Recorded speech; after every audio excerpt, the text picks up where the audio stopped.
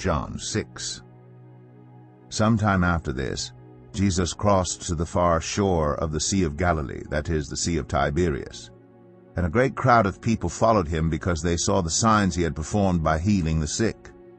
Then Jesus went up on a mountainside and sat down with his disciples. The Jewish Passover Festival was near. When Jesus looked up and saw a great crowd coming toward him, he said to Philip, "Where shall we buy bread for these people to eat?" He asked this only to test him, for he already had in mind what he was going to do. Philip answered him, "It would take more than half a year's wages to buy enough bread for each one to have a bite."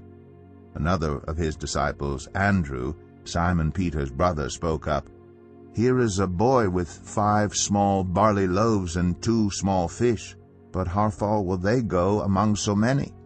Jesus said, "Have the people sit down."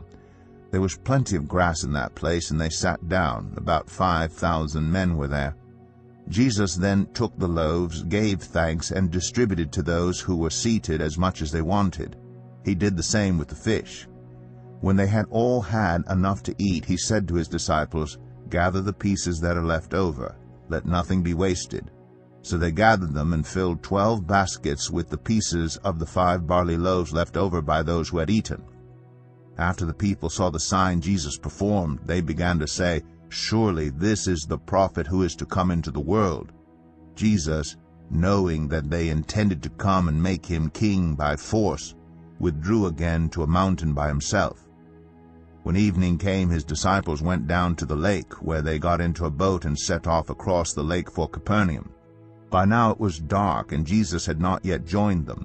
A strong wind was blowing, and the waters grew rough. When they had rowed about 3 or 4 miles, they saw Jesus approaching the boat, walking on the water, and they were frightened. But he said to them, "It is I, don't be afraid." Then they were willing to take him into the boat, and immediately the boat reached the shore where they were heading.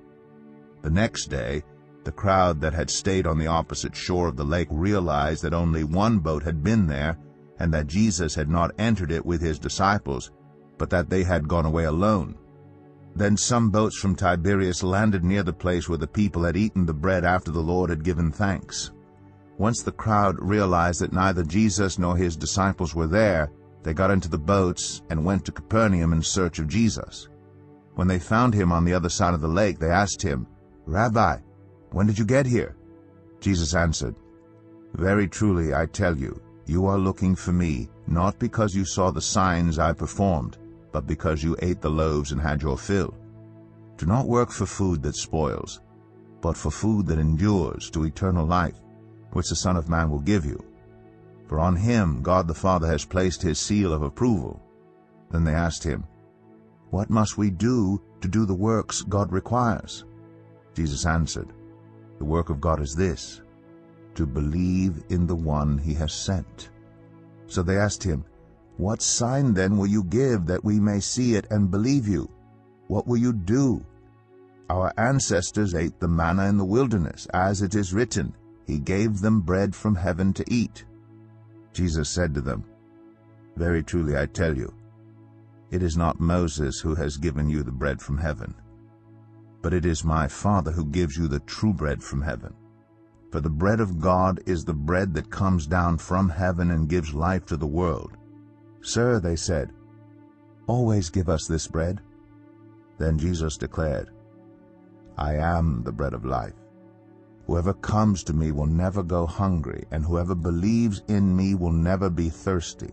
But as I told you, you have seen me, and still you do not believe. All those the Father gives me will come to me, and whoever comes to me I will never drive away. For I have come down from heaven not to do my will, but to do the will of him who sent me. And this is the will of him who sent me, that I shall lose none of all those he has given me, but raise them up at the last day. For my Father's will is that everyone who looks to the Son and believes in him shall have eternal life, and I will raise them up at the last day."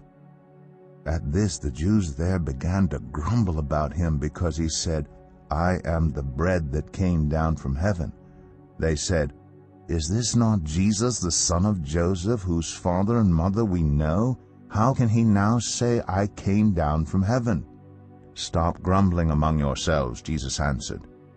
"No one can come to me unless the Father who sent me draws them, and I will raise them up at the last day. It is written in the prophets, 'They will all be taught by God.' Everyone who has heard the Father and learned from him comes to me. No one has seen the Father except the one who is from God. Only he has seen the Father. Very truly I tell you, the one who believes has eternal life. I am the bread of life. Your ancestors ate the manna in the wilderness, yet they died. But here is the bread that comes down from heaven, which anyone may eat and not die. I am the living bread that came down from heaven. Whoever eats this bread will live forever. This bread is my flesh, which I will give for the life of the world." Then the Jews began to argue sharply among themselves, "How can this man give us his flesh to eat?" Jesus said to them, "Very truly I tell you, unless you eat the flesh of the Son of Man and drink his blood, you have no life in you. Whoever eats my flesh and drinks my blood has eternal life, and I will raise them up at the last day. For my flesh is real food, and my blood is real drink. Whoever eats my flesh and drinks my blood remains in me, and I in them. Just as the living Father sent me, and I live because of the Father, so the one who feeds on me will live because of me. This is the bread that came down from heaven. Your ancestors ate manna and died, but whoever feeds on this bread will live forever." He said this while teaching in the synagogue in Capernaum. On hearing it, many of his disciples said, "This is a hard teaching. Who can accept it?" Aware that his disciples were grumbling about this, Jesus said to them, "Does this offend you? Then what if you see the Son of Man ascend to where he was before? The Spirit gives life. The flesh counts for nothing. The words I've spoken to you, they are full of the Spirit and life. Yet there are some of you who do not believe." For Jesus had known from the beginning which of them did not believe and who would betray him.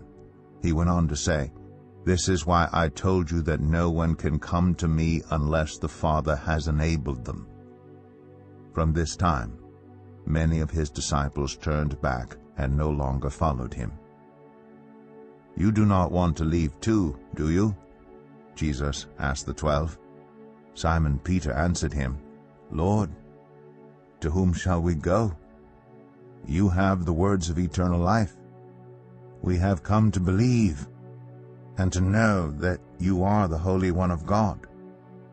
Then Jesus replied, "Have I not chosen you, the 12? Yet one of you is a devil."